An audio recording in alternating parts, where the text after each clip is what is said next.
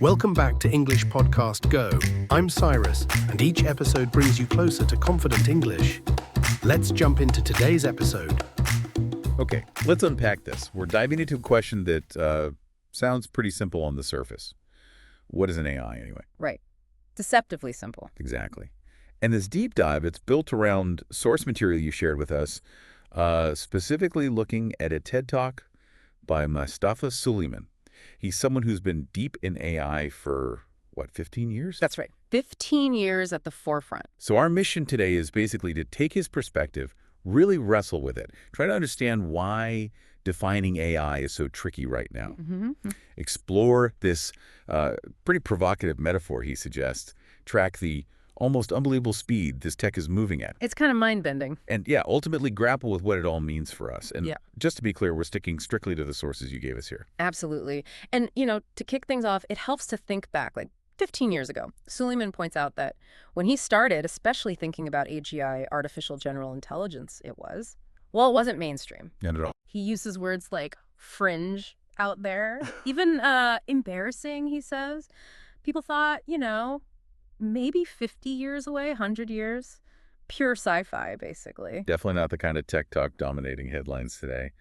But then the source says something really changed, didn't it? It really did. Yeah. The source highlights this turning point. AI started doing things people thought machines just couldn't. Period. Like what kind of examples does the source give? Well, things needing real understanding, Analyzing images, translating languages pretty fluidly, transcribing speech really accurately. Okay. And then the big ones that caught everyone's AI mastering games like Go, chess, beating world champions, and maybe even more importantly, doing things like diagnosing diseases, sometimes even better than human doctors. And that level of capability, that's when everyone outside the research labs suddenly snaps to attention, right? Exactly. That's when the public, the wider world starts thinking about the huge potential impact and asking these massive questions. Could AI solve climate change? Could it actually deliver personalized education? What about universal basic income? And then the darker side weapons, war, the whole race with China thing, misinformation. Huge, global, almost existential stuff. Yeah. But the source points out that for Suleyman, the question that really stopped him cold wasn't one of those big abstract ones. No, it was much nearer to home, more fundamental, really. Right. He tells the story about his nephew, Caspian, 6 years old. Caspian's playing with Pi, the AI from Suleyman's company. And apparently, mid-mouthful of scrambled eggs, he just looks up and asks, "But Mustafa, what is an AI anyway?" What is an AI anyway? Wow.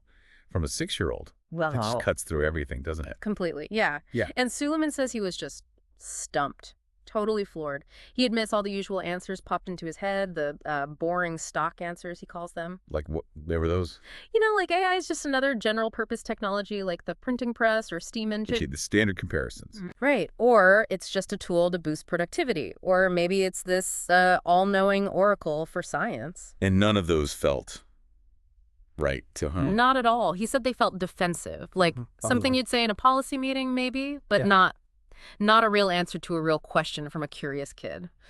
And that simple question made him realize that even people building AI weren't often confronting what they were truly actually creating. And the realization, based on the source, is that we're creating something, new, different. Something totally new, fundamentally different. That's the phrase used. Different from anything before.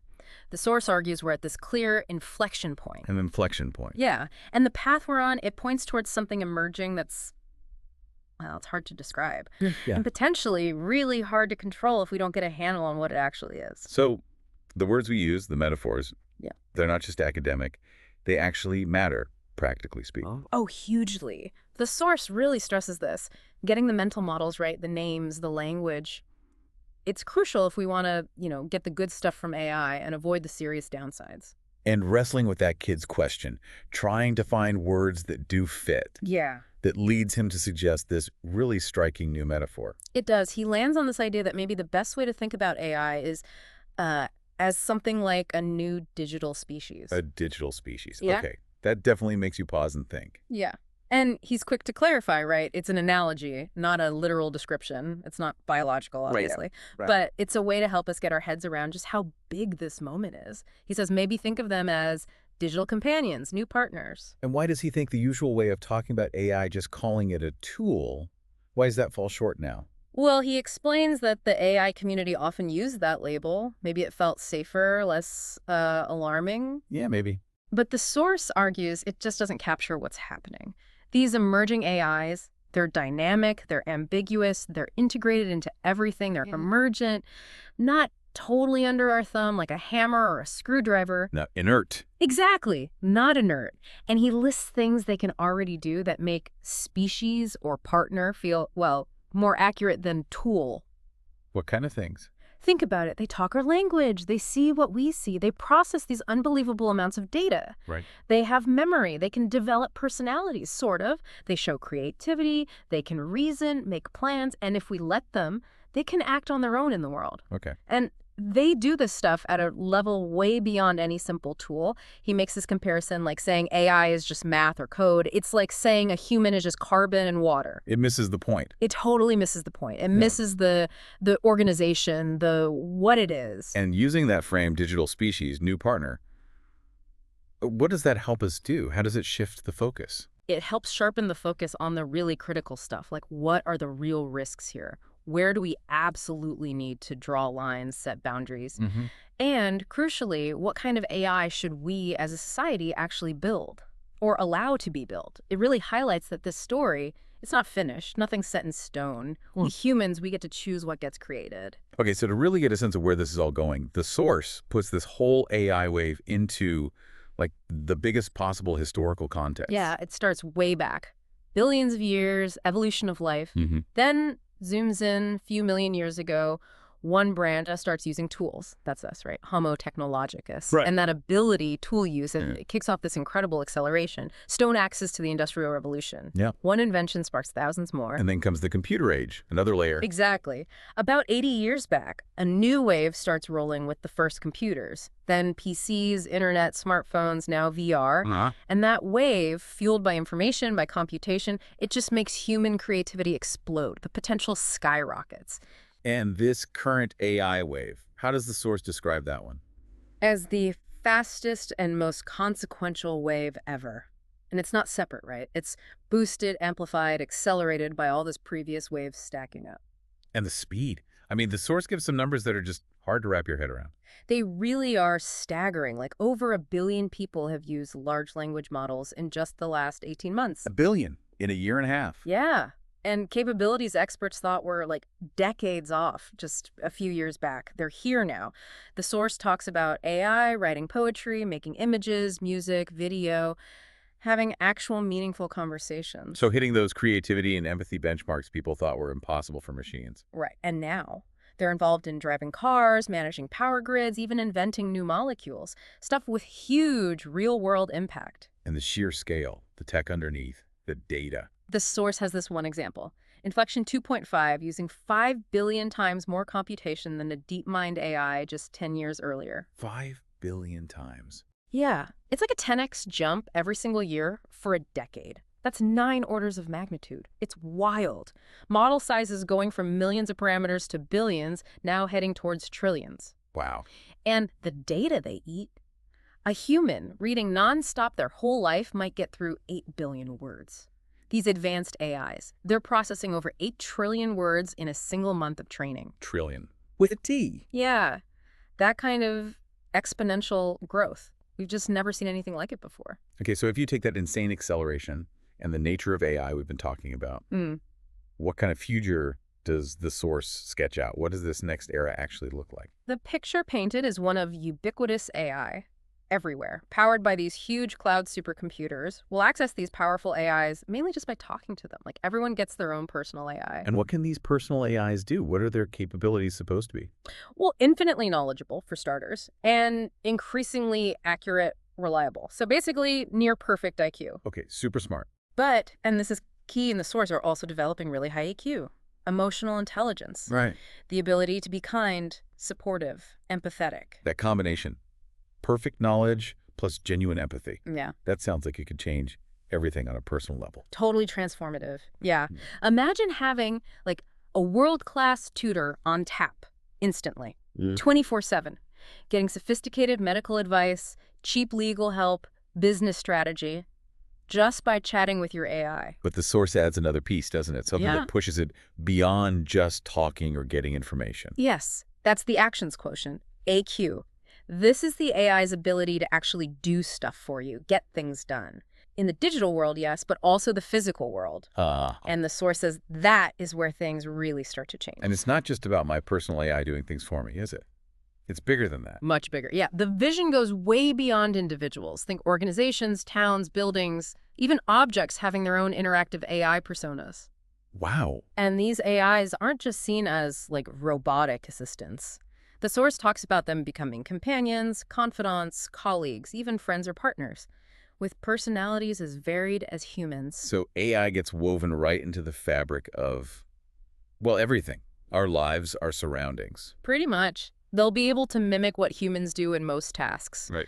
Operating at tiny scales, like an AI giving you comfort during a tough diagnosis or helping an elderly person at home. Right. And at the massive scales, driving science forward, running power grids, operating autonomous cars and drones, even just ordering your takeout.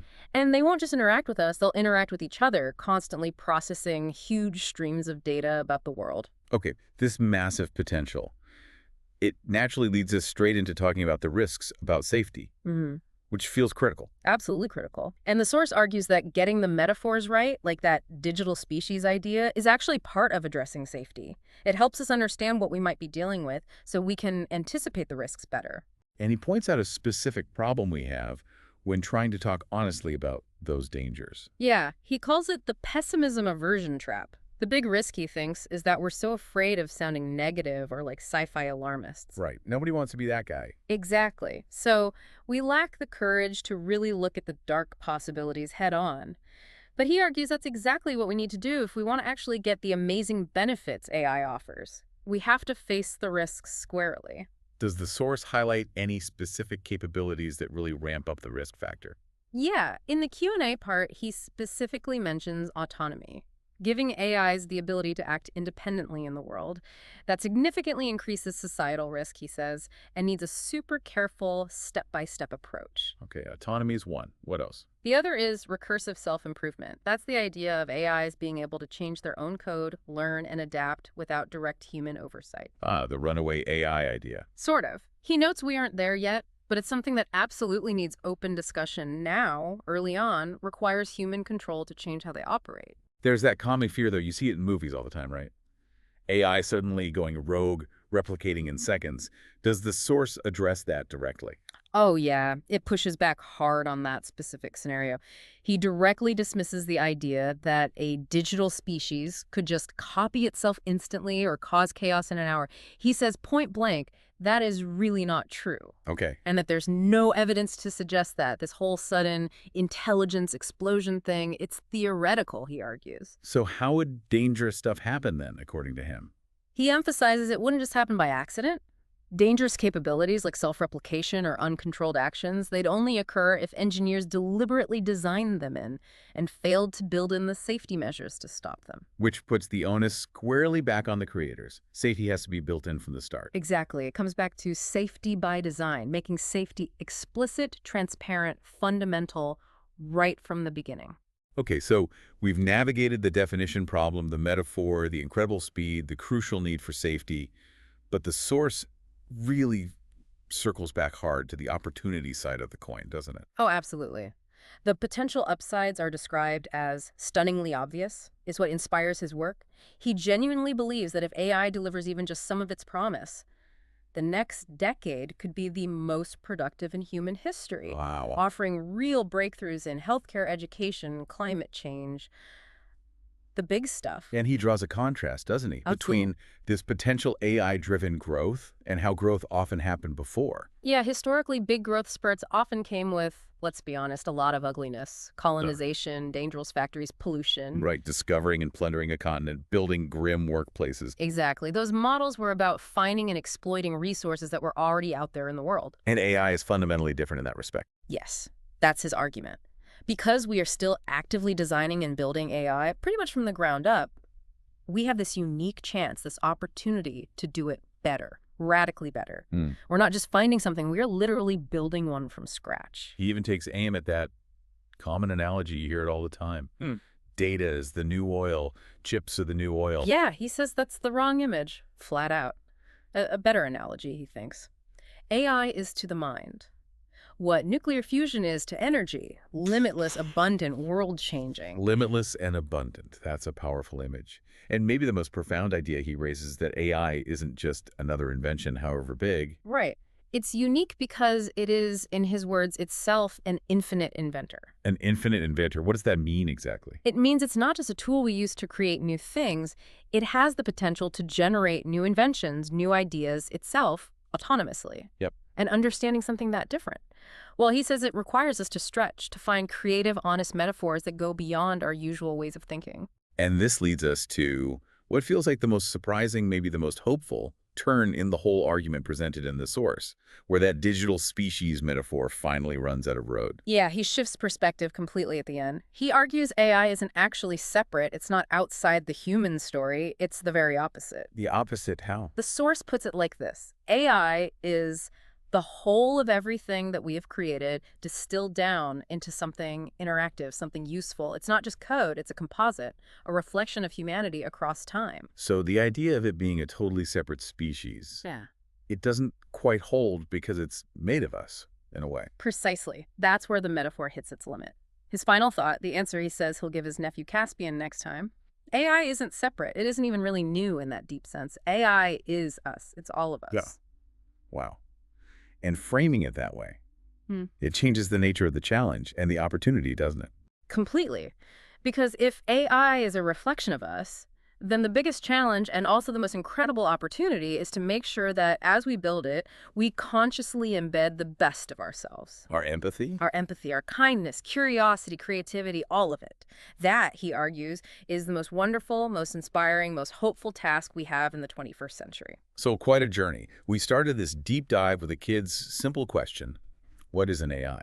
We explored how hard that is to answer, debated powerful metaphors like digital species, looked at the frankly staggering speed of it all. Right. Confronted the absolute need to build in safety from the start. Grasped the immense potential, the infinite inventor idea, and then landed on this profound concept. AI isn't alien. AI is us, a reflection. Yeah, it goes from the technical right through to these really fundamental questions about who we are, what we value, what we want to bring into the world, and it really underlines that the future here, it's not written yet. Which leaves us, and you, with this thought to chew on. If AI truly is a reflection of everything we are, everything we've created, and if the path ahead isn't fixed, how do you think we ensure that this powerful reflection truly embodies the best parts of us? Definitely something to think about as you process these ideas from the source material. What stands out most to you?